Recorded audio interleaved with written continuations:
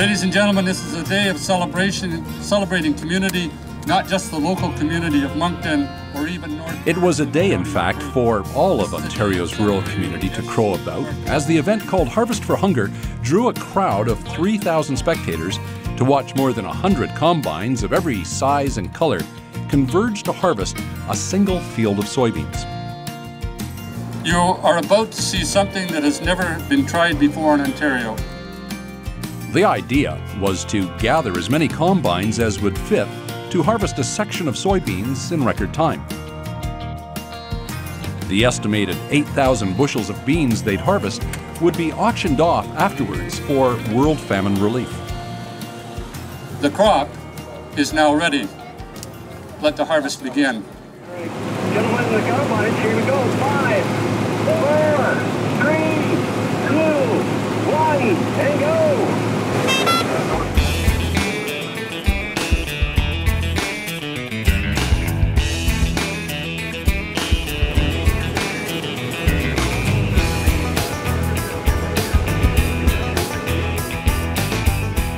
The original idea for Harvest for Hunger was hatched, like so many great ideas in the farm community, round the stove in a neighbor's kitchen on a winter's day. Back in January, we were sitting around a kitchen table, and one of the fellas had an idea because he had seen this on YouTube of these combines going out and combining 160 acres. We're trying to raise some money for the Canadian Foodgrains Bank and create awareness for hunger issues around the world by having a celebration of all the bounties we have in this area and hopefully set a world record. Canadian Foodgrains Bank is an organization made up of 15 member churches and church organizations working together to end hunger. We work internationally. Last year we were in 35 countries. And we also have a lot of support from the Canadian International Development Agency, which gives us $25 million a year to match our donations from people. So that makes the money go a lot further. This was a challenging year to do this. This crop was not planted under ideal conditions. The ground was damp, and in growing soybeans, planting into damp ground is very difficult in getting crop out. The event was delayed time and again by rains that drenched the beans, not only threatening the quality of the crop, but increasing the strain on the drivers and their combines, already under pressure to harvest their own crops.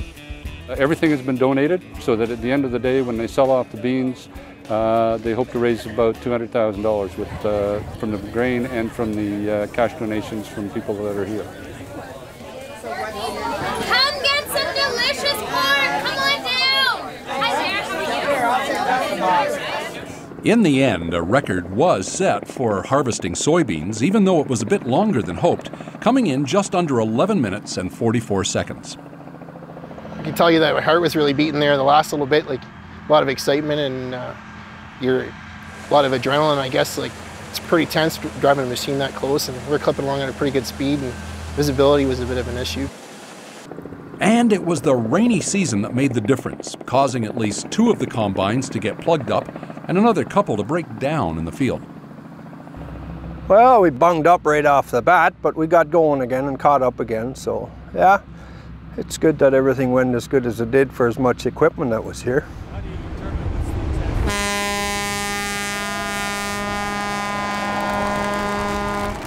The renowned generosity and spirit of Ontario's rural community, however, exceeded everyone's expectations, raising more than $250,000 in donations. In fact, the auction itself started off with record prices, selling the first 20 or so bushels of soybeans for $1,000 each. Sold $500, sold $500, buy a number. It's a celebration of what a small community can do when they work together and pool their resources. It's a celebration of the wonderful and plentiful gifts that our community has received.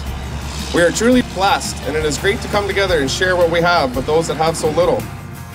Mainly it's for a good cause. There's a lot of people around the world that's in need of food or whatever, so it's a real good cause, so I don't mind helping people out.